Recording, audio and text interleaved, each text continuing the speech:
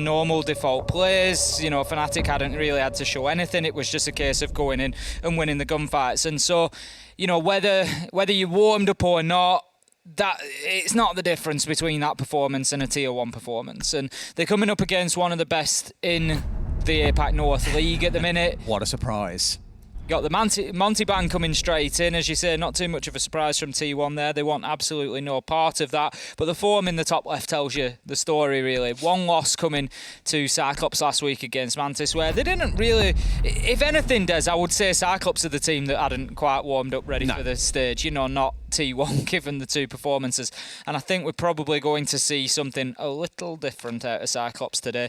You know, realistically, everybody's expecting this to be a quick game. I touch on the Monty ban every time it gets banned away against CYCLOPS. Monty has a 30% ban rate in the Japanese league purely because of Anidson, the man that loves running the Monty for the side of CYCLOPS. We saw him playing it at the major, drop-shotting fools on Consulate. It was pretty magical, but always seems to be a target against them.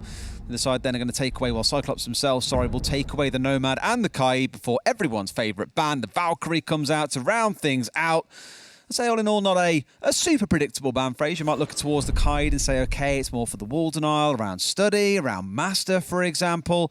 The big thing I'm excited about in this game is seeing site selection, because we were playing a bit of rank yesterday, a couple of games of Villa. We were talking about this. Dining and kitchen is becoming increasingly popular in pro play, more so than trophy statuary. That's becoming the off-site. And we even saw it, I believe, in week 1. If again, forget which region it was, we saw a Villa come through. Teams opted to go to Living and Library before stepping into Trophy and Statuary. So there is a big shift in terms of what sites get played. But here we start off on everyone's favourite bread and butter site. It's going to be Aviator Games to kick off round 1. Yeah, it's been over the last 3 to 6 months that we've started to see that increase, and it's not too much of a surprise. You know, sites like Aviator Games have been played over and over and over, and at this point attacking teams know exactly what they're doing. No matter what the defensive setup is, there are answers there to it, there are ways to play into it. It's been very, very deeply explored, and so it's no surprise to see those other sites getting picked up. I mean, one of the big things, if you remember, with the design of Villa is the fact that there's no external access into any of the sites, and it does make them very viable. So even your living room library, even your dining kitchen can definitely be workable, and that's now what we've got to see teams exploring more often. But for the time being, we're going to start up on the top floor. I'd expect a roam presence from T1. It's going to need to be a successful roam presence. That much is going to be very, very important here. They can't be losing men out on the roam to that CYCLOPS clearance. They need to get the advantage. There we go. PJ, thank you.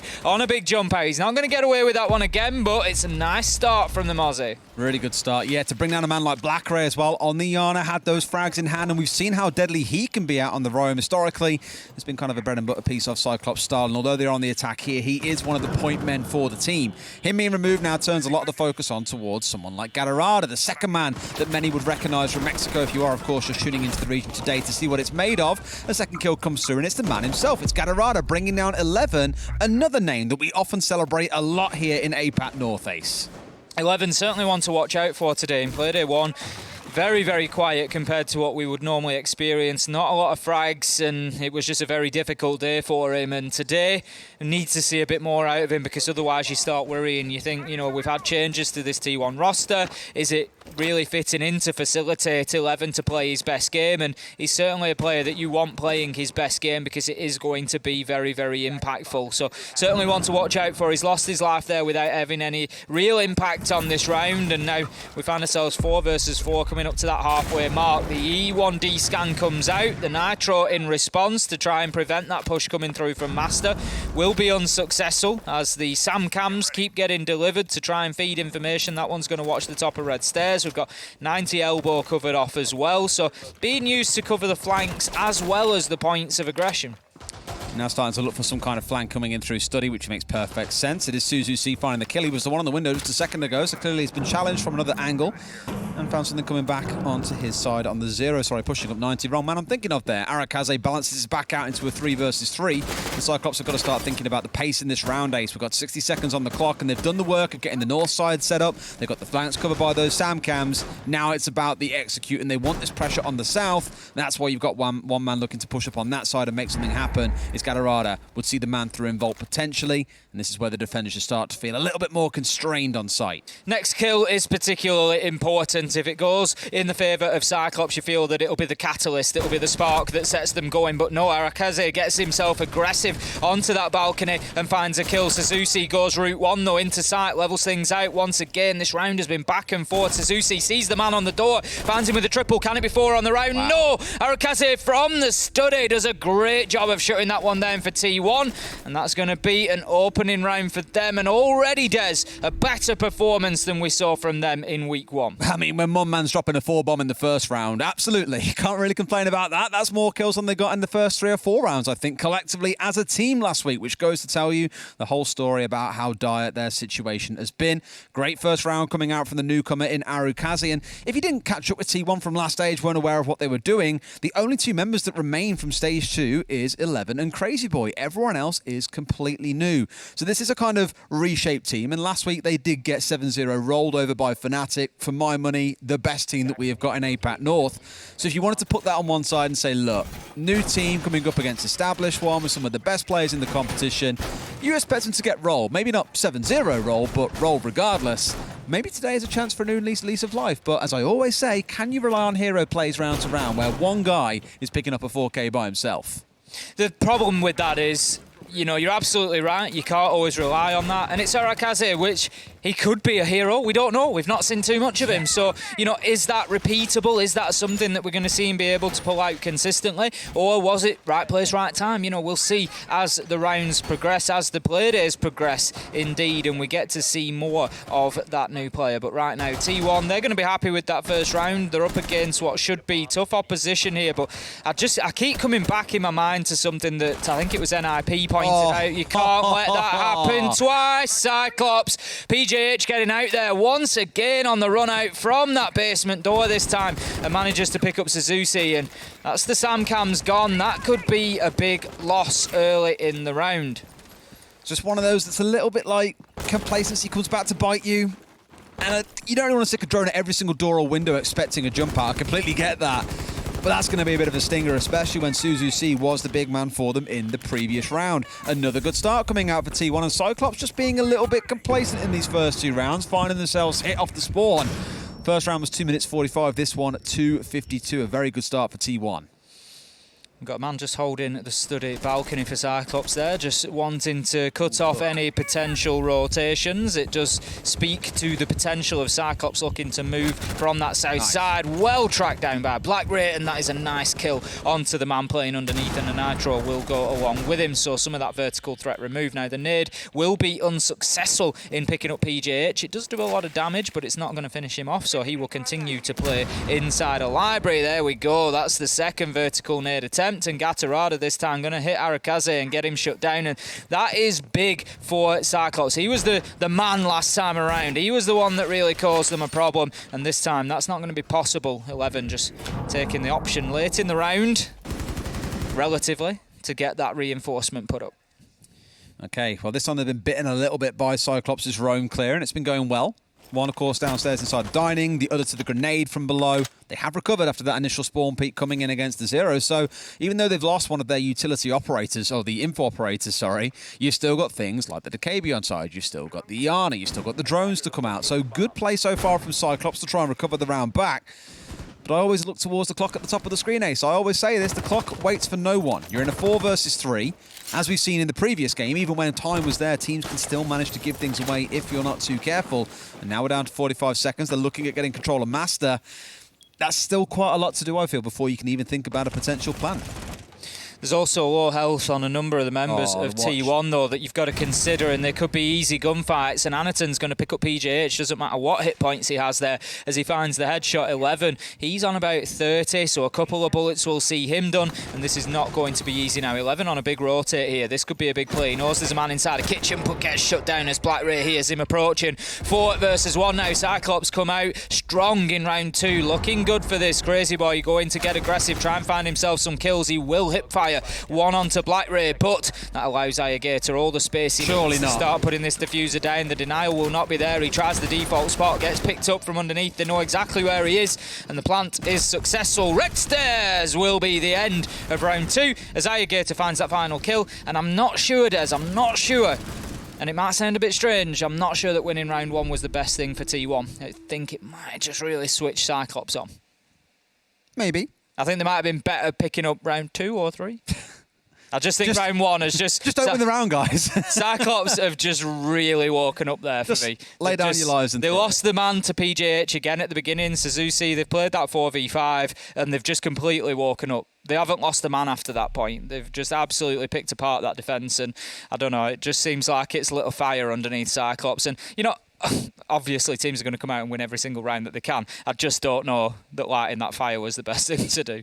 Maybe not in that case, no. But, I mean, looking at the round, it was just really good Roma control coming out of the side of CYCLOPS. They didn't look worried. They had 3 kills come through by just letting the Romas be the ones to rotate / run into you.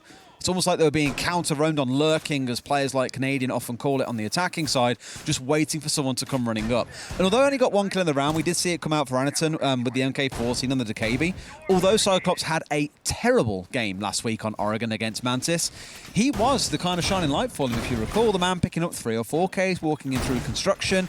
A really good game playing on that DKB, and I'm wondering if that's now becoming a staple part of their lineup that we will see more and more throughout this APAC North stage, merely because it helps you deal with these more aggressive teams that do like to get out on the roam, try and disrupt. It's almost like, although you might play this crazy style yourself sometimes, you've still got to learn to deal with it. And with all the information they're bringing, the Finker, the Yana, the Zero, everything, it all just layers together to help them deal really well with aggressive plays that might come out of teams like T1. Not having this happen again. PGH, instead of running out this time, goes for the Nitro out of master window, but will not be successful. He wasn't a million miles away. If he'd thrown it a second or 2 sooner, if it was possible, then he might just have caught them out on that opening frag once again. But this time will not be the case. It's going to be 5 versus 5 after 30 seconds. CYCLOPS not losing an early man and looking to stay competitive. Immediate pressure going towards that top floor. They are attacking onto kitchen and dining, but they want the top floor control. They want to get that vertical superiority so they can start using the angles down into sight. Looking across their operator lineup, though, they're somewhat limited in options to get that floor opened up, Des. I mean, you've got to start looking about the utilities that they have actually got on side. We spoke earlier on about the change away to playing Habana with a shotgun. Ayagator not quite got the same level of confidence in his veins, unfortunately. So more relying here, I think, on the limited angles they can open up. You can do a little bit of site transformation or floor work, if you wish, with the MK14 on Anaton, but that's about it. I tell you what, very lucky not to bring down PJH there, who was stood very close to the doorway. He knows he's pushing his luck and backs away, but elsewhere, Arakaze has gambled big. Anaton the first to drop. Good start there from T1 once again. 3 rounds and 3 opening kills for them. So man advantage certainly not an issue for them at the minute, because they are often playing these rounds 5 versus 4, and that is the benefit, that's the advantage that they need realistically to keep themselves competitive here against what will be a tough CYCLOPS side. It certainly isn't going to hurt. Now, we still haven't dealt with this top floor yet. I think CYCLOPS just struggling with the T1 setup a little bit, having to try and use the hard breach to clear the castle off, but Arakaze is going to say thank you very much as he trims the shoes off of Anaton, and that now leaves us in a 4 versus 3. 1 death along the way, Gatorada, and this is something that CYCLOPS do very well, Des. They fight their way back into it. They manage to level things up 3-3. At least balancing it out, yeah, but when that final 60 seconds I was a bit nervous about in the previous round, which they did manage to convert. It's about Black Ray working his way up pantry. If he can find the man inside a kitchen, then suddenly it's a different conversation because they lose control of half the site. But again, full clearance of things like these castles hasn't yet been dealt with. I don't think he's got a charge on his gun 6. He may have already used it. Both frags are still in back pocket. They are indeed. But you'll obviously hear the pinball on that one and give the Mozzie enough time to be able to react. And he's already escaped a near-death experience once in this round. as now we're down to 30 seconds, Ace, and nothing has changed. You've got to get that castle cleared out for me in Pantry, because it just allows them to know that there's pressure coming from another direction. PJH rounds 1, but once again traded out, 2 versus 2. CYCLOPS keeping things level. They need to get in here, get aggressive. That's exactly what Black Ray does. Gets the kill, 1 versus 2. Ayagator with an opportunity to put the diffuser down. If they know where Arakaze is, then he's in trouble. He needs to get himself back into sight. Diffuser successful, in a crossfire now. This is not going to be easy. Those shots taken teaches him exactly where he is. In comes the flash, in comes the kill. Ayagator closes out the round, and it was a tight one. T1 certainly looking more competitive than they did in the last playday, but CYCLOPS, they're matching the challenge at this point. Yeah, looking much better, I think. It's especially in these late rounds, and you compare that back to, say, I don't know, T1 last week, actually, are a beautiful example of this. Think of them back on Chalet and how good their solar takes were. They always had someone in garage opening up the floor. They had Nash far out on bathroom window. They had pushes coming in on solar and office window. It was great to watch, but the late round and mid round was where they really struggled. CYCLOPS in this game have struggled in the early round. They've been dealt with on the spawn peak. They've had C4s thrown at them. It's been a pretty rough start for them. But come mid to late round, the points where we start getting nervous about time, that's when they really start to speed up and accelerate and are looking much better. And that, for me, is the real composure of a team when they know they're down in a 4 versus 5 and can still convert it into a round win. That's a sign of the amount of experience this team has got built up over the last 12 months. Certainly is. We're going to be heading back up to the top floor this time. It's going to be Aviator Games once again. It's a site that T1 were able to successfully defend back in round 1. It did come on the back of that early opener from PJH, able to get a jump out and managed to get the kill onto Black Ray, and sort of just fell into place from T1. Now, if they're playing this in a 5v5, if they have to face the full force of that CYCLOPS roam clear, will they be able to achieve the same? I don't think PJH is going to be taking the risk this time of getting himself out so aggressively. He's tried in the first 3 rounds, but I think the time has come for him to just slow down a little bit and realise that he's going to lose his life if it keeps happening. He's got away with it so far. It's been very well judged, but enough is enough, I think, on that one. Good read from T1 in this round. In the previous round, back in round 1 with this push, was when CAG came in from the top side. They came pushing in and worked their way down. A little bit slow at points, sure. But I'm thinking with the way it shapes up, T1 have adapted quite nicely. They've said, okay, well, we can deal with this now. Let's get ourselves in a spot where we have 2 or 3 of us out on the roam up towards the north side. We've got 1 below with a C4 in hand. They're just ready to fight off against them. So it carries on at the current pace. CYCLOPS are going to find themselves moving even slower, therefore giving more chance for T1 to walk away the winner. Got the man inside of Vault at the minute, just looking to hold down this south side. They don't want to give away too much. Suzuki, he is going to take something away from Crazy Boy, though, and it will be his life, as that is the opener. And it's the first time so far that we've seen it go in the direction of CYCLOPS. So this will offer us the opportunity to answer another big question here, and that is, exactly how do T1 play when they are a man behind? And the majority of this round now is going to be 5 versus 4. Arakaze, I think, is in a little bit more danger than he maybe realises here. We complimented Fnatic for this week, last week again, last week, against T1. When you lose that opening man or lose control of ground, that you back away, they move back as a team of 3 or 4. You've just seen the same from T1. They lose Crazy Boy as the opening man and go, right, back to site now. We do not want to get ourselves caught on the cut rotates or on the cuts back to site, and get shut out by CYCLOPS, and that simply hasn't happened. So commending T1 for that, getting back to site here and being ready to hold as the 5 versus 4 sets in for the side of CYCLOPS. The first time, as you say, Ace, that they've been at a significant, well, not significant, but a numbers advantage in general. I like the game that PJH is playing. I often talk about disruption, Des, and not allowing the attackers or the defending side, depending which side of the coin you fall on, not allowing your enemies to feel comfortable and do what they want to do. And that's exactly what PJH is doing now. He's keeping himself just unpredictable, moving around a lot. Arakaze shut down from what was a power position for him back in round 111, as you say, with a nice headshot through onto Ayagator to get the trade, though. Fancy just having to try and move himself back upstairs. He's been ineffectual so far in the first 3 rounds, playing underneath, looking for those sort of cute nitro plays to pick up free kills, but it just hasn't been successful. He takes a lot of damage there, and as the flashes continue to rain in, so do the nades. He manages to actually escape with his life, whilst 11 doubles down on his total for the round. Finds himself a second onto Suzuki. 24 seconds left, and CYCLOPS need an answer. 11's feeling it, Ace. He's got 2 in the round. I'm sure he fancies himself a couple more. Almost loses his life there, but still alive. A grenade comes in from Gadarada. A 3 versus 2. For a second, you thought they might fight this one back, and it's Fanxy left by himself to try and clutch this one out. Finds one for himself. It's a 1 versus 1, but in comes Black Ray on the swing from Studdy. Gets the shutdown in the 1v1. The Cyclops take their 3rd round in a row. Probably closer than it should have been. And again, that's testament to T1. Fanxy doing a lot with a little there. He had very few hit points left after he tried to return from the bottom floor. Nearly lost his life to a frag grenade on those main stairs, but managed to wriggle his way back to site. And that just goes to show sometimes it really does pay dividends not to overcommit to those challenges. He knew that he was facing a lot of utility. He'd been flashed. He was being pushed. He knew that he just couldn't deliver anything in that location. So he gets himself back to site. And sometimes I like to call it playing your life. You've got to play your life and what you've got left. 20 HP, you can still find kills, and that's exactly what he did. Very nearly got it over the line, but ultimately Black Ray able to get in there and just shut things down for Cyclops, who they're looking reasonably comfortable at the minute. There's a lot of these rounds are coming down to those sort of 2v2s, 1v1s at the end, but you just always feel like Cyclops have the edge. That's it. And I almost want to commend T1 for that, as you've done a bit there as well. I don't think they've played a bad game so far. No, not at all. Been very aggressive off the rip, have known when to fall back. Sure, you look at a couple of individual firefights and think, prime example in that round being the player, I forget who it was, that was sat inside a study, taking a challenge onto the balcony door and then gets shot from the east window. He knew someone was east window already, but still chose to stay and take those firefights. It's more small errors rather than big sweeping ones like some teams have got, where it's like critical clock management's really working against them, or they're being hit from unsuspecting angles. And it's good to be able to say that about T1 after 2 stages of only having, I think it was, 1 game win across the whole thing.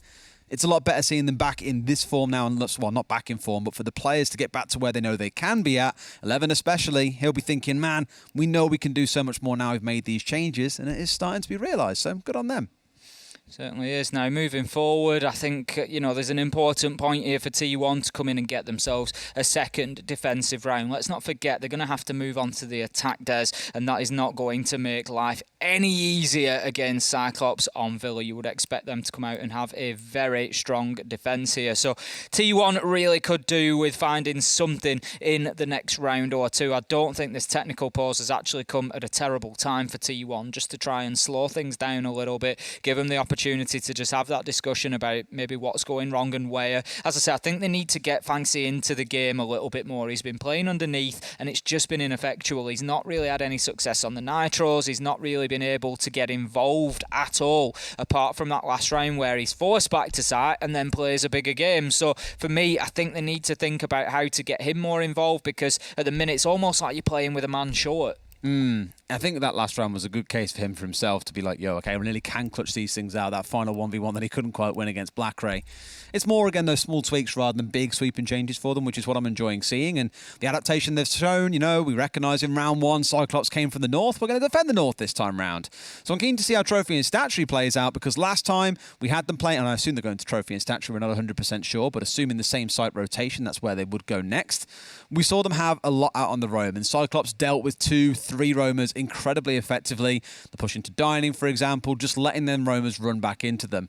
So the challenge now for T1 is, can we adapt to that and recognise, actually, Cyclops have got our number with this comp. It is just too hard to play a really heavy roam game. Or do we at least need to know, we're controlling this zone for now, we're chucking a C4, we're pulling back another zone, we're taking a gunfight or two, then back on site.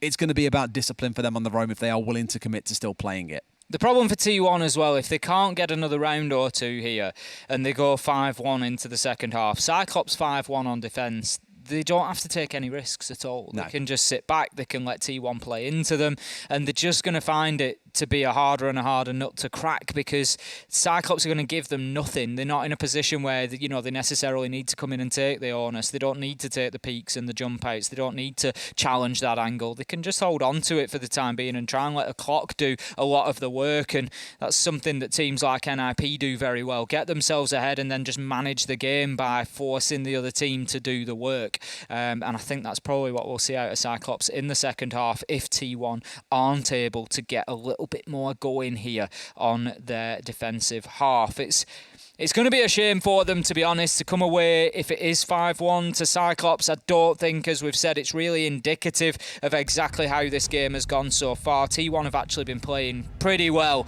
and I think they're just dessert, their rewards would be to get a round or two here. I think, you know, they've earned that much. Well, back into game we go. We can hear the game sounds in our ears, which means round number 5 is underway. Keen to see then how things shape up for them, whether or not, as you say, there can be another round on the side for T1, or if Cyclops will continue their march. 3 rounds on the bounce so far, and it is going to be that trophy statue defense. So again, this round for me, keep a close eye on those roamers. How aggressive are they playing? If they're out there playing isolated, Cyclops will shut them down. That's what we've seen so far, and I think that's what needs to be learned. The closest they've come to success for me is PJH. I said he's playing a very aggressive, disruptive game because he's very mobile. He's making it difficult for them to pin him down, and that's why he's able to win those gunfights, because they're having to react to his presence rather than going in there preemptively knowing exactly where he is, which I think has been more of the case with Fanxy, for example. He's been in an area wanting to stay in that area, and once he's been picked up on a drone, they know that they can just go in and pinch him and close him out, and that's job done. So for me, yeah, if the roamers are out there, they need to get mobile, they need to be unpredictable. Don't try and throw too much into it. Minute and a half, minute left on the clock, get yourself back to site. We saw the success of that from Fanxy last time, and really just avoid losing your lives in the early rounds, because every time it comes down to an execute or that final minute, it tends to be that T1 have only got 3 players or less left on the board, and that's when things start to become difficult, because teams like Cyclops, they will find the angles. Now, round 5, we're heading to trophy and statuary as our defensive site. We saw this back in round 2. It was a Cyclops round. There was a bit of attention paid towards that south side. I would expect to see the same again. Not seeing too much attention towards Master from Cyclops. Maybe a little bit more use of that this time. Now, out goes that Nitro again. Last time it sailed too far. This time it's absolutely pinpoint perfect. PJH, 3 rounds out of 5, has got himself not only an opening kill, but a very cheeky peek, a Nitro, a jump out. He has been getting super aggressive in the early round. I guarantee you Fuji and Hybrid are probably sat behind the scenes now, reeling in their spots, because the number of times Cyclops have been caught on the spawn peak now, 3 times at least in the first 15 seconds, plus a couple in the first minute. It sounds bad, but it's amateur hour. They should know to expect this by now after 5 rounds on the rip of attempts coming out of the side of T1. 5 versus 4, and yet Cyclops has still managed to turn many of these rounds around. I almost want to say at this point, Ace, they're handicapping themselves. They're giving themselves a challenge and saying, we can do this 4 versus 5, right? Certainly looks that way. I mean, you can't really forgive that Nitro. He tried exactly the same one previously. It was practically a mirror image of it, and you know, Cyclops were in the area last time. It's not like they didn't see it. They were there. It exploded, but it was just below them and didn't do any damage. This time it catches its intended target, and I think, you know, you've got to be aware of that for the potential. You're going to hear the barricade smashing as you approach the stairs. You know that it's coming, and I think the thinker of Gatorada there just found himself a little bit in no man's land, middle of the stairs, just hoping to get to the top before the Nitro was detonated, and maybe just a little bit more care required there on the approach to the building. But I'm sure it won't faze Cyclops too much. They haven't managed to get in and level the man count yet, but as I'm speaking, Anaton does exactly that, putting the LMG of Capitao to use, finds a headshot onto Crazy Boy, and gains access to and control of Astro. So that's quite a big start now. They can think about a north-sided aggressive push coming in to potentially trophy. It's 1 minute left to go, and Cyclops, they've got the not a man advantage, but they've certainly got the momentum, it feels, in this round. 4 versus 4. I think even with the Wamayan side there, nothing caught out the firebolt, so a bit of a kicker coming through, nothing else for T1 when you've got the perfect tool online to deal with the Capitao, but none of those magnets set up to protect the Ella, sitting behind the shield and is forced to run through the burn. Unfortunate, I suppose, but again, Cyclops are fighting their way back. A 4 versus 4 becomes a 4 versus 3 in the final 30 seconds. Fanxy rotated back up, and Black Ray narrowly misses him. Surely Fanxy heard him, now he has, and he's turned back round, and he wins the fight. Down goes Black Ray, trade out coming through immediately onto Fanxy. It's a 2 versus 3 for Cyclops. They've got 20 seconds to play with. They need to find these kills, Ace. Otherwise, T1 find that fabled second round that we've been looking for. They certainly do. It's unlikely that diffuser sticks for my money. Suzuki tries, but has to come off. Shut down by PJH, and that is the round that I said T1 needed. They couldn't be going into the half at 5-1 down. This gives them an opportunity to level things up, and the way that Cyclops have played in the previous 3 rounds, that would be an absolute steal for them. Now, we have Crazy Boy just crashing out there, I think, so we will quickly get him rebooted and back into the game. It's just going to be a short technical pause once again. As soon as we can get this one back on track, we will be back into the action. Don't worry, you won't miss a thing.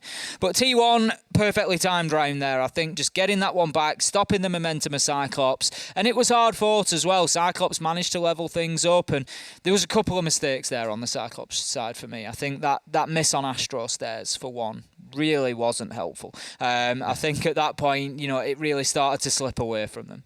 Trust me, no one's harder on themselves right now than Black Ray, I'm sure. I'm certain. Walking past him, not even realise he was being shot at. I imagine he thought he was being shot at from above or something. I don't know, but he didn't turn around for the immediate challenge. Instead, opted to bomb for the corner, so he was at least sat behind a solid wall and then turn around for the fight back. So it became quite clear, I think, for the side of T1 because they did adapt really well. They moved down towards landing. They realised there was no pressure coming south side because they'd had 2 players spending the majority of the round inside of Aviator and 90. They knew it was safe. All they had to do was keep a close eye on red, and they could then use that area of the map to play freely. Sit outside of the site, let the side of Cyclops come pushing in, and then just shot them up from like 90 hallway as soon as they start making their move forward. It's predictable is the best way I can describe it. And T1 have found in those final 20 seconds, that's when they could get the response they need. A couple of kills swinging through. Cyclops left to panic. Really good round for T1 once again. And they need to double down on that now. They need to use that as a momentum to get this final defensive round. They could well choose to go to Aviator game. Maybe they continue the rotation and head down to Kitchen and Dining. They haven't had success in either as of yet. Aviator games, sorry. They win round 1. Yes, they win round 1 in Aviator games. So maybe they choose to go back there. They've just lost it in round 4. It's a bit of a coin toss, really, but I didn't feel like they were anywhere near Kitchen. So for me, I think keep it to default, keep it standard, get yourself to that top floor primary site. You've got the opportunity there, and try to get yourself a second round inside of there. I think if they come away 3-3 here, Cyclops are going to be wondering what's happened. I think Cyclops will still be happy enough with that because they're going to be confident that they can get a 4-2 defensive half. So that will see them winning out anyway. But would we expect this game to go to all 12 rounds? Realistically, coming into it at the beginning of the day, I'll hold my hands up and say absolutely not. I would have thought that Cyclops would be winning this more comprehensively than that. But I believe there were calls of 7-0 being thrown around backstage potentially. They certainly could have been. Probably not by me, but... I mean, you give yourself, well, I'm not going to graft you in, but now you've done it. Giving me the look across the desk there. Commit, mate, by all means. It absolutely was me that said that it could be a Cyclops 7-0. But T1 have come out and given us an impressive performance. I mean, you've got to remember, Stage 2, T1 did take Cyclops to 12 rounds. It was 7-5, but Cyclops weren't really playing their A game. It was late in the stage. They had other focuses. It was time to wind up to the major, and it just wasn't the usual Cyclops that we saw. I think they were keeping one or two things under wraps. So I expected something a little bit different here today. This round for me is going to be quite definitive. I think this will give us a good idea about how the rest of the game goes. If Cyclops can lock down this attack onto Aviator games, go 4-2 into that second half, then I think they're looking a lot better for it. We're just going to see that now. I can't... Gatarada just straight up the stairs there. I mean, surely he hears the glass ball, you'd hope, right? They've played the exact same one 2 rounds ago. Yeah. To the same sort of expectation. The same spot, the same everything. Honestly, lay one over the top, and that nitro throw from PJH is practically identical to the one that came out before. Yeah. And this one actually connected to the other one a little bit too far away to secure a kill for them, unfortunately. However, I do want to talk about Cyclops and a couple of changes here. Iana leaning over towards the Buck, got the Twitch on side here in place of the Decabi and the Capital that we saw in the previous round.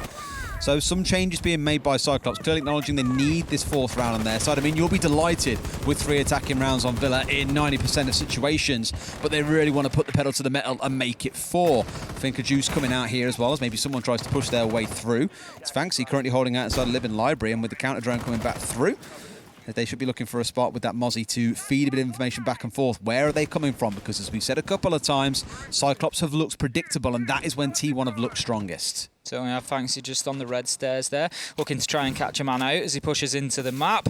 Arakaze just holding the main stairs, manages to catch the Twitch drone, which your eyes did not deceive you. It did attempt to jump. I think most people probably familiar with the changes by now, but a recent buff that has come in with Crystal Guard is that Twitch's drones can now jump. Twitch also gets normal drones as well now. Gatorada and Suzuki able to get 2 big starters. Des, it's all going wrong for T1 as a third one drops. Gatorada onto Arakaze. And now the south side is completely under their control, as is the round as PJH goes down. There's still more than half of the round left, and Fancy is all alone inside a site. He's behind the bar, but gets shut down as Ayagator gets in there, pulls himself a drink as he shuts the barman down, and he's going to close out the round. That's a flawless for Cyclops, and that's a message sent about what can be expected in this second half. A huge push when Gatorada can just push up main and kill 2 people as well. That is normally a massive point of contestation between 2 sides, where the smoke's being shut down, there's barbed wires down there,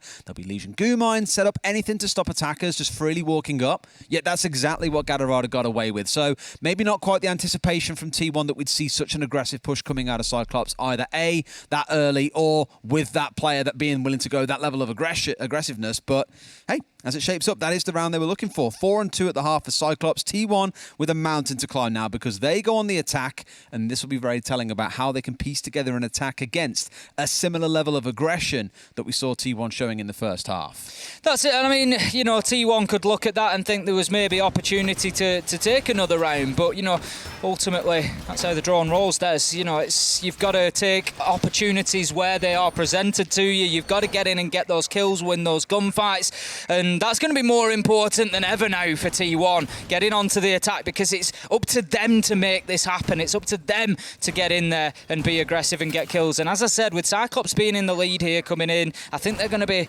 happy to play this kind of passively. I can't see them bringing out those big early peaks like PJH has been doing. They're going to try and just settle into this one. You're really going to leave that without comment? I don't think it requires it. I don't think it requires it. Yeah, I think it needs a clip though. Jack deserves a little shout. He does. I took that one from him. Not fresh. Screw that guy. He doesn't need a set shout out. It's other Jack. Let's see how this round gets jacked up for one side, though, because we need to see something big out of T1. I keep on saying they've got the gridlock on side here, so with the Nomad banned away, they do have an alternative. And I spoke about this last week. We've seen a few teams, well, not a few teams. I think it was one team in about half the rounds they played. They did bring along the gridlock. Smokes for the execute, bit of an alternative. I believe it was on Clubhouse. No, not Clubhouse, sorry. Coastline, I want to say it was brought along. Seems to be not a popular alternative, but for a couple of teams who are experimenting with different things, like the Hibana shotgun, why not try something else? Experimenting is certainly one word. I mean, ultimately, they came away with the positive end of the results. Negative in mind there. You know, they came away with the positive end of the results. Do I see the Hibana shotgun sticking around and being widespread? Maybe not, but it worked out today, one way or another. JJ, he got his job done, and so did Guts. But it was an interesting choice nonetheless. I think it surprised a few of us. Now, in goes the Gridlock's Track Stingers, just to shut out any opportunity for Cyclops to try and push into Study too aggressively. But I don't know if that was just a bad throw or whether Suzuki cleared them out as they were landing. I think it's likely the second, if I'm honest. I think it was down to Suzuki just clearing them out, but the path is there, so that's not going to delay Cyclops whatsoever in trying to get in there. And right now, they're holding firm inside of Aviator Games. And this Flores, it gets banned away a fair few times, but it is stupidly impactful. If you leave that uncontested, it can just roll its way through the door, as it's going to do now. It's going to very happily pick up a bunch of free util. In this case, of Goyo's shield. No bulletproof cams or radius is stacked around it, which is what you would normally see holding up that area. But it's always the question of, where are you looking? You're looking towards doorways where you might get swung, or are you looking at drones? And normally in the mid-round, you're not used to looking at drones. You'll kill one if it rolls by your feet, but you're not watching every single doorway and every single drone hole, which I think is why the Flores can be so impactful, and normally is where you'd see something like a mute, which Gatorada has brought along as an option to deal with that. PGH has lost at least one of those Roteros. It was shot out as it tried to go in for a second pass to Aviator Games. Fancy will find Black Ray, who's playing downstairs, and that could be a big start for T1 here. It gives them the advantage, but it's very late. Only 40 seconds left to go and no real control over sight here. You can see still 4 men for Cyclops inside a site, holding angles and looking to hold them them off now. Fancy, he just brute forces his way through the Aruni gate, but he gets shut down from Volt behind the maps table. Suzuki getting aggressive there, finds himself 3 versus 3. 20 seconds left to go. Gatorada on the flank. I'm not sure if he's aware of the man on window, but he will try and hit him on the fadeaway. Fails. Nonetheless, this push keeps coming. Arakaze is in, trying to get that diffuser down. Behind Vault door will be successful. 11 finding a huge kill there. And T1, they've surely done it at this point. On the flank comes Gatorada, but he's going to have a big job ahead of him. It's an awkward retake as well, where you got to step inside of Volt and the man in study at the same time. We saw how well it worked out for the initial push coming in from the attackers. In comes Gatorada. He knows surely, oh my god, PJH, this is just torture. Make the man run over a drone, and Arakaze finds the 3K in the round, gets the plant down, gets the kills. 2 rounds in this game, it's worth mentioning. Round 1, a 4K, that one just then a 3K. Those are 2 of the 3 rounds that T1 have won. A fantastic performance coming out of Arakaze so far. Yeah, he's going very well. He's been impressive, particularly in that area of the map. Seems very switched on to it. Now, 4-3 and a good win for T1 on the attack. Give them a little bit of confidence, get them moving. Cyclops certainly know that this isn't going to be all their own way now. They're going to head to Aviator Games again. Obviously confident that they can get that one locked down. I mean, with 4 men still left in sight and about 20-25 seconds left to go, you might have expected Cyclops to be able to turn that one out and just dig in. But T1 did a fantastic job. Got to hand them credit where it's due. They found the angles, they found the kills, and took the opportunity to get that diffuser down. If this is a team that can develop itself to be maybe objective focused, getting in there, getting the plants down and forcing teams to play around their plans, then it could well be that they find some success with it. Now, the setup is looking like it's going to be very similar on both sides. We've still got the gridlock being brought along. I mean, T1 not going to be too keen to change anything, I wouldn't expect. The Goyo makes a visit again. Those shields cleared out by the Roteros last time around. I would expect to see at least a similar attempt, whether it happens or not. The big thing for me here, Des, is that Cyclops need a little bit more success underneath. The man was shut down reasonably easily. T1 getting the advantage after the roam clear, and I think Cyclops could just do with a bit more impact there. Interesting one where they're not actually really playing too many players up towards the north side here for an extended hold, but do have Yokais up there for support. A couple of C4s on side to make good use of as well. So I like the setup currently coming in for the side of Cyclops. The one thing I'm watching for especially is those main stairs, because let's not forget Gatorada blitzed the hell out of T1 previously and, well, ruined the round for them on that pushing on the south side. So hopefully Cyclops, they know what they've got away with and know to watch out for it on the other side of things. The question is anyone really brave enough on the side of T1 to go for that charge forward? Because when you've got the Flores on side, surely you want to be sending those up first. 11 almost being hit on the rip out the window by Black Ray. Taking an awful lot of damage there. That's it. He's tracking him down. He's opening windows. He's really trying to find him. And this is the sort of aggression that I wanted to see out of Cyclops. I said they might come in and be a little bit passive on the defence, just trying to hold off. And with 4 players on site, I think it's fair description of what they were doing. But now looking to maybe get a little bit more aggressive. Black Ray on that roam, really desperately trying to find a kill for his team this time. And again, that was another difference that I said that Cyclops needed to find. Last time around, he was picked up for nothing and closed out in the first half of the round. This time, they just need to know that that entrance to the building isn't going to be quite so straightforward. I love this use of Yokais. We spoke about it a little bit on the EWAL broadcast on Monday, just how they're being used far more aggressively. You've got one up inside a trophy, helping watch out towards the north side, one being used aggressively to support the main stairs player. There are 2 of them here. There's a mute jammer, there's 2 ADSs. I think there's a shield still at the top, for example. It's a very good hold coming in on this top side. In fact, no, it got blown out. You can see where the carpet has been removed.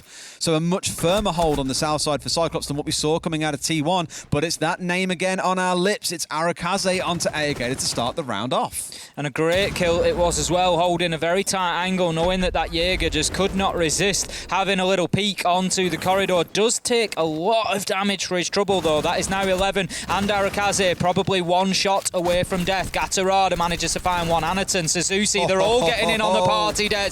It's falling apart like a house of cards here. They're ripping through them like a wet paper bag. Eleven is the last man alive, low health, trying to push the stairs, but this is going to be a big ask now. 1 versus 3, steps up, he's a breath away from death. It's not going to take much at all, and CYCLOPS, they're just going to sit themselves back into these fortified positions. 11 gets an absolute freebie there onto BlackRay. That's going to be the Goyo down, but his position is now known. Tries to challenge onto the bar. It's as if CYCLOPS just want to give kills away here, Des. They're just exposing themselves over and over. They're making me nervous. Steps into vault. 11 finds another shutdown on the trade. Essential there. He should never have got that close. No way. Not when there's 3 left alive and you're bringing it down to a 1 versus 1. Bit of a kicker, but as it sits, it's still another round going the way of CYCLOPS, no matter how close it may have been. It is 5-3. We're at that point where you always love talking about this round in particular. You got a few, actually. Rounds 7 to 9 are like your danger zone. You love being in those kind of situations because we are set at 5-3. This one gets won. It's at least guaranteed overtime for the side of CYCLOPS. You see him winning at least one of those 3 site rotates that they get to play on the defensive side. For T1, if they win it, they're then 1 round away for being able to catch back up again. They've got some real momentum in the second half, and suddenly you start asking that question of, is OT available between these two, or could T1 really go the distance? But they've called this timeout now. They want to have a chat.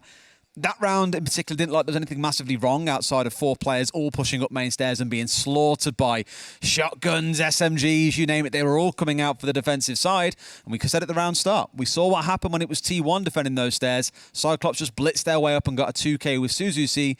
At least here the adaptation was there, and CYCLOPS acknowledged, okay, that could be something they try and do, and now they show they can deal with that. So really well played by CYCLOPS too. Yeah, it was a nice round from them. As you say, T1 just taking the opportunity. It's these mid-rounds, it's these, as you say, rounds sort of 7 to 9 that are particularly important. I feel like that's where the mentality, that's where the mental game is won or lost for a lot of teams. When you get to this point, that's where you see the back broken of a lot of teams, whereby it just becomes too great a climb for them. We're going to have a couple of 6th picks coming out. It's going to be a defence of trophy and statuary this time. CYCLOPS going to be very keen to get this one done, get themselves that guaranteed overtime, because you just know this is a game they were coming into with no disrespect to T1, looking at thinking, we need to get that win. T1 are the team that are going to be fighting down at the bottom of the league. CYCLOPS unbeaten in stage 2, took a loss first out last week. They now need to start getting those wins, because as we've seen, APAC North is quite a short season, 8 teams, 7 games. So if you lose your first 2 games, you're already almost completely off the pace for taking that top spot and the guaranteed major. So CYCLOPS, they've got to start winning now. If they want any hopes of that top spot, they've got to win from here on out in regular time, maximise the points. The beautiful thing is, Fresh covered it today in the pre-show, is that CYCLOPS are right now the only team from APAC North likely to go to to SI at the start of next year in February. Assuming, of course, it goes ahead, which hopefully it should be. But they're the only one currently sat in that spot. And I think he said as long as they finish 7th or higher, they are 97% likely to get to invite. So I'm not saying this game doesn't matter. They can lose 3, they can lose 4. It doesn't matter. No. If you want to be a team that is going to seriously compete at the November Major, at SI, for example, you need to be winning games like this. Like, you can't waddle your way through a season just taking, loss against that team, don't matter. An almost win there. Doesn't really matter if we've lost that one away. It does need to be consistent success. I agree with you. Arakaze just looking to challenge onto Study Door once again. BlackRay playing the roaming aggressive into Study, but that was a close battle. It was difficult to tell which way it was going to go. Arakaze actually taking a lot less damage than I maybe expected, and for anybody wondering why he's not dashing in trying to find that kill, it's worth remembering that these guys play on the Pro League HUD, so they don't have any points or anything enabled, so there is nothing to feed back. There's no output to them to tell them that somebody has been down. So just getting the drone in there, better safe than sorry, making sure that the man hasn't chosen to just drop prone behind the desk, and then the kill is finished off. So that's going to be BlackRay gone, and the south side is now opened up. Gatarada is playing underneath on the mute, but we've not seen too much of an impact from those lower floor roamers too often inside of this game. No magical C4s coming flying later into the round. I think because the teams are so mobile, they're just willing to go and challenge those players if they are down there. You don't want to leave yourself high and dry on site itself. In fact, the only time we've really seen a plant denial attempt coming in from below was the Ella, if you remember, with the shotgun coming out of Crazy Boy, which didn't connect onto anyone. So it has been a very horizontal game. It's generally all been on that one plane rather than playing across both floors, even though we have seen players on both floors throughout the game. Drones just going in just after the halfway point, but again, good utility usage, good placement of those drones, just preventing them getting in and recognising exactly where the defenders are playing. The Flores Rotero drone going to clear out some more utility from the bathroom door. Interestingly, there's no rotate from Astro through into the site, so the man playing inside of there will have to rely on being able to get back to those single doors to be able to manoeuvre back into site if needed. Now, out goes the flash right across the little courtyard, if you want to call it that. I don't know what you'd call that in the middle, but the flash goes out across. Fancy takes the opportunity to get into site, and he is in a position to support this diffuser going down. As Arakaze starts to do that, the Yokai drone comes in. They'll know that the plant is happening, but can do nothing about it. 11 finding a kill, and it's all going in favour of T1 here, as one drops after another. It's all up to Anderson. 1 versus 4, he finds one, leaving himself now 1 versus 3, but only about 25 seconds left to do this. He's got a lot to do, and I think he's worried this man round to his left, goes to the free fire, does find him in the end, sees the next man step in, but that one's won out by 11. T1 with another good push, and I'm not 100% sure whether I want to put it down to really good pushes coming out of T1, because let's be frank, they had wall closed, so there was no real reason why CYCLOPS didn't need or couldn't be inside a statuary there, yet they still run through Master Door, ignoring every possible angle from, say, landing, of which they had very little control. They had no control of Astro, so really they could have been challenged, but instead, 2 players get in deep and managed to stick the plant off. So good confidence coming out of them, but somewhat questionable coming out of CYCLOPS to where are the angles? Where's the person trying to contest into Master in the first place? Because no one was there. Moving forward then, T1 are pushing us to potentially see all the rounds available to us here. It's going to be dining and kitchen this time, as CYCLOPS, they choose to move themselves away from Trophy Statuary, having lost it there. It's currently 5-4 now on the board, and T1 are certainly making a game out of this. CYCLOPS may be starting to wonder where these rounds will come from. They seem to be having flashes on the defence. They won round number 8 very convincingly, but then round 9 just get completely run over inside of Trophy and Statuary. Now, Ayagator is on side with the Pulse. It's always a pick that I like to see, where you're expecting that top floor play to come in from the attackers. It just gives an opportunity, not just for information for himself, got a Nitro in hand of course, but if he plays closely with players like Anaton, like Gatorada, they've also got Nitros, and just feeding that information in, giving a little ping on the ceiling, pop your Nitro there, I'll tell you when to explode it, and you get some very nice interplay there. Southside start for the majority of T1. I wonder if this results in a full topside clear as well. If they get someone in below, look to push it from Art Studio Northways to be able to contest into, say, Mausoleum, or whether it's going to be the top floor, potentially both of them. That does stretch you quite thin because you've got so much map ground to cover. So unless you've got hot drones coming in or whatever, or live drones in front of attackers, whatever you want to call them, that'll be what you're looking for. You've still got the Roteros on side, you've got the Lion Scans, the EE1Ds to help out along the way too. They can hold this long angle all the way through Piano, straight up red if they so choose, which will restrict the defenders from moving around and rotating about quite a lot. But again, it's a lot of ground for T1 to cover.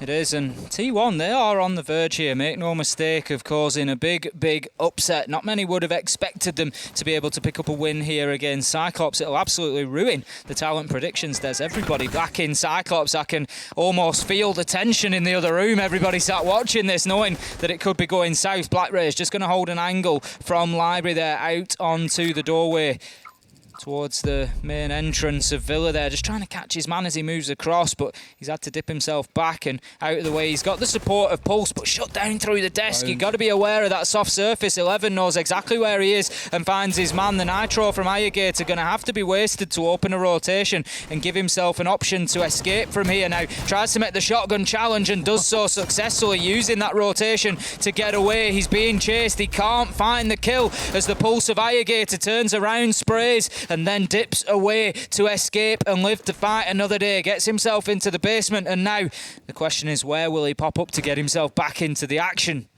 Oh, I hate it when they disappear into basement. I was asking this question just for fun. Give me a single call out in basement. Barrels. Well, basement was the answer. I learned after you asked me last time. See. Okay, well, if that's the way it's got to be. If I've got a challenger live on broadcast to learn some call-outs, we'll go for it. Not going to lie, I haven't got an idea of a single one down here. It is a void that defenders occasionally disappear into and then may reappear in at a given point, or around pantry. Sometimes you can see a bit of challenge on the stairs down there. However, with him now down there playing on the pulse, the info that he can feed of what's going on the ground floor would be mega for them. But in comes Arakazi with the swing. Adarada swings back and finds the kill onto him. 4 versus 3 for CYCLOPS, and Crazy Boy finds one back. Banksy another, but Suzuki and Master was unchecked. Brings it back to a 2 versus 2. Only 30 seconds to play with. Oh, what a flick up from Suzuki. Beautiful. PJH now with it all to do. And although he's had a pretty good game so far, is it enough to clutch up against Anaton and Suzuki, both on 7 kills apiece since the rehost? I'm not too sure, Ace. Suzuki's just going to sit on top of that diffuser. Great shot from PJH there to take that out, and he had to move in and try and pick up the briefcase as he does so. It's a nice, easy pickup, just coming out of the full flash. There's the movement, all that Suzuki needs. Suzuki, I won't say single-handedly, but he has a big part in winning that round. His play from Master then was absolutely fantastic, getting kills on either side of him, dropping the diffuser. It was all good stuff. I briefly touched on it, but a big shout out to PJH to just predict that nitro coming up over the balcony there and to be able to shoot it out was a great display of skill from him. I know you said you don't really put it down to him as an individual, but I probably do, because otherwise they had control there. They traded out the player inside of Astro. At the top side of Statuary. You'd had Fancy getting a kill elsewhere around the map, and I was, oh great, they found the 2 kills they need. Site control is theirs. They just weren't aware of the man that was holding inside of Master and killed 3 of them from that point onwards. So a massive round for Suzuki later on. Really good start after, of course, Black Ray died early on to 11. Some good drone work coming out of T1. Again, it's kind of the story of this game for me for T1 has been small mistakes throughout. There's not really been any big glaring errors. They had 3 players that got control of Art Studio and south side of the map. All of them got on drones. They found out where Black Ray was and got the kill, just didn't quite anticipate the pulse, unfortunately. So another decent enough attack for them, just didn't end super well thanks to Suzuki. Can't drone everything, Ace, and that was our fear. Villa is a big map, and they wanted to clear the whole thing. That's the thing, Villa is a big map, and you really do have to be. Drone economy and drone use is not something we've really touched on too heavily here, but it's something that you got to be bang on top of because it's a big map. There's a lot of opportunities for rotations. There's a lot of opportunities for flanks. This was absolutely beautiful. Look at that, just zips straight up and finds the head. And I think Crazy Boy, I think it was on the stairs there. He can, I'll be honest, feel hard done to there. That's the one where I'm just sitting back from my screen and I'm thinking I'm done with this game for today. I mean, don't worry. I'm sure that frustration will be over in about 1 round's time, specifically 2.5 minutes or shorter. Interesting change away for Black Ray coming in here, where he's moved away from playing the Alibi back onto the Mozzie, but Gadarada starting off on 11. That's a great way to kick things off for CYCLOPS in this round and potentially secure themselves the win in round 11. As 11 himself, oddly named, or so coincidentally named, sorry, is the one who's been doing some work since the rehost. Yeah, he's been going well. He's certainly been going better. Maybe not quite up to the speed that we might expect to see from him or that we have seen in previous stages. But, you know, Des, that might be a promising sign for T1. If the other players are chipping in and that's why 11's not finding as many kills, then that can only be a good thing for them because you can't build a one-man team. And, you know, maybe that's what we've seen out of them previously. PJH is having a good game today. I think he definitely deserves the shout. Manages to pick up a Rotero drone kill there onto Ayagator, who's asking the big questions in the chat. I thought it was the Echo. I was like, we've seen this happen to an Echo in EUL last week, but I think it was the Maestro, similar story. Yeah. Sat on cams, didn't know one was parked at his feet, and sure enough, blown to the sky high. Asking the big questions, but the only answer he needs is the fact that he lost his life to it. 4 versus 4, 1 minute 30 left to go.